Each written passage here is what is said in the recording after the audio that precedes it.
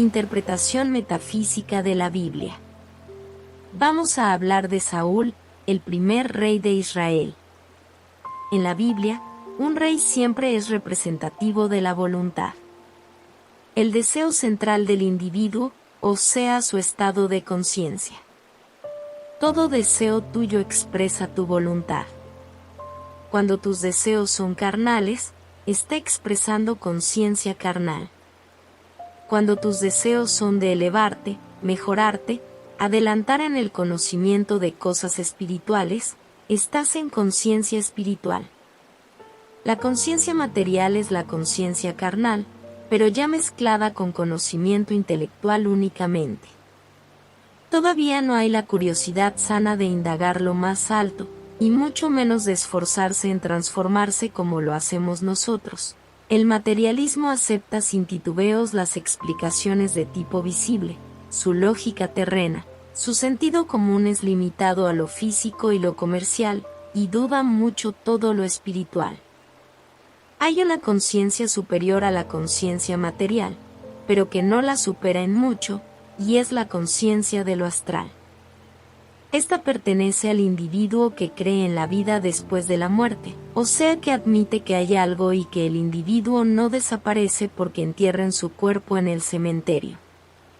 Este tipo de conciencia no se niega a presenciar sesiones espiritistas. Puede que conserve muchas dudas al respecto, pero tampoco se esfuerza en buscar explicaciones, ni ilustrarse en ese particular.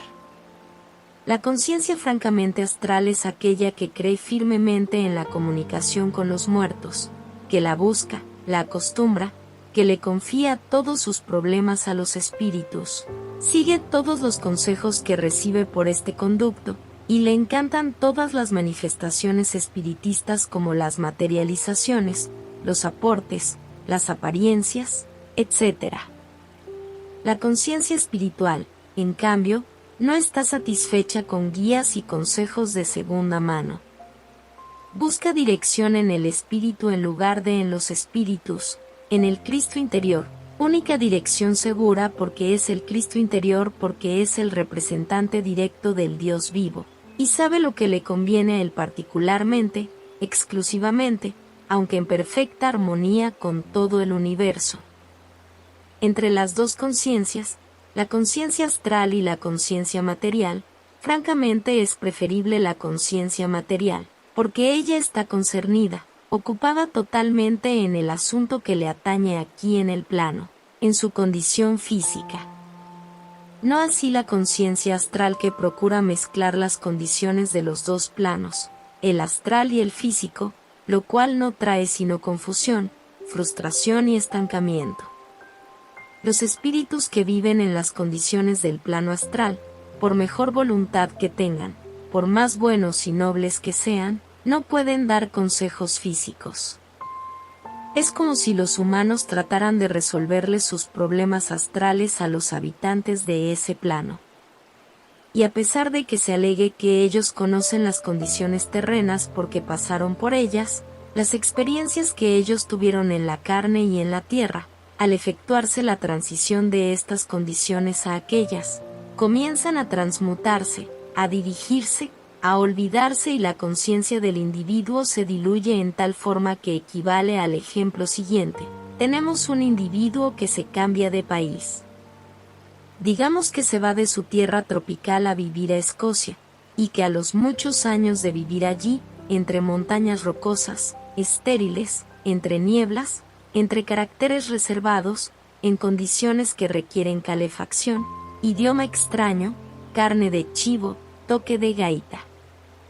¿Creen ustedes que cuando ya que se haya amoldado y transformado a aquel ambiente, pueda dar una ayuda efectiva a un problema que se le consulte por carta, un problema de carácter tropical, regional, de una actualidad que él no está palpando? No, ¿verdad?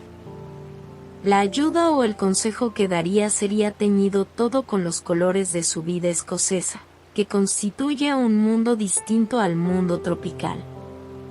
Esa es la diferencia. El astral es un mundo, este es otro. Los reyes de la Biblia, representan cada uno un estado de conciencia diferente. Cesando leas la Biblia y te encuentres con un rey, ese rey te representa a ti. Eres tú, y te revela tu estado de conciencia del momento. Al abrir la Biblia, por ley de atracción, te encuentras tú.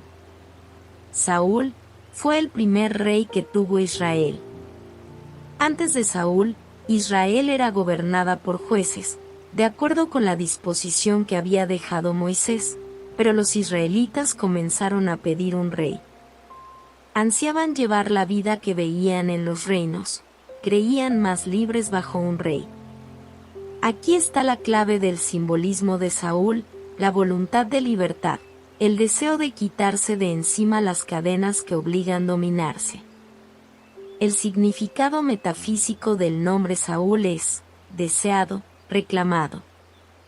Y la definición es la acción de la voluntad en lograr aquello que desea. Saúl era una especie de llanero, un hombre de las pampas o cowboy. Fíjense cómo su condición humana concuerda con el símbolo que representa. Él andaba buscando un arreo de mulas perteneciente a su padre y que se había espantado y regado por el campo, y no habiéndolas podido encontrar entró a consultar a Samuel, el profeta, quien tenía fama de encontrar las cosas perdidas. Samuel era pues un médium. Es notorio en los hombres de los llanos y praderas, que pasan su vida trabajando entre ganado y bestias, lo supersticioso que son y lo adictos a los cuentos de aparecidos y espíritus. Son de conciencia astral, que es una conciencia típica de las razas primitivas, de poca evolución. Es una conciencia casi natural, de todo el que vive muy cerca de la naturaleza, que observa sus fenómenos y los interpreta a su manera. Estas personas, por lo general, son lo que se llama voluntariosos, testarudos, reservados, algo tímidos, aunque muy valientes ante los aprietos. Saúl representa, pues, la voluntad personal. Samuel recibió la inspiración de consagrarlo, porque fue informado por el Espíritu que éste sería el primer rey de Israel. En la Biblia, los gentiles representan a aquellos que están bajo conciencia carnal o de los sentidos.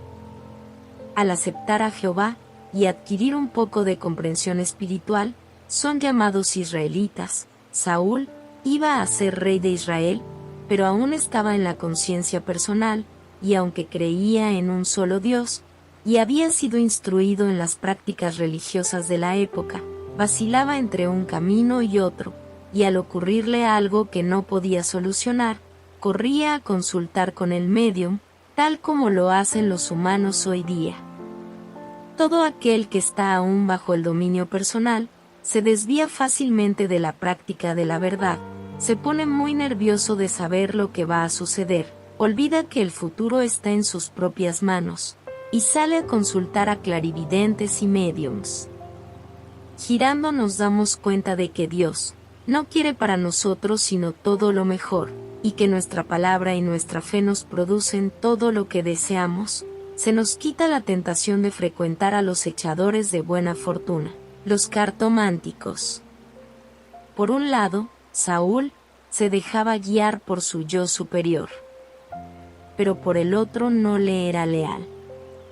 Cuando sus pensamientos cerrados oscurecían su inspiración, cuando no recibía mensajes por medio de sueños, salía a consultar a la bruja de Ende, quien invocaba el espíritu de Samuel, después de muerto éste, tal como acostumbran aquí y ahora los espiritistas, y le repetía a Saúl lo que decía el espíritu.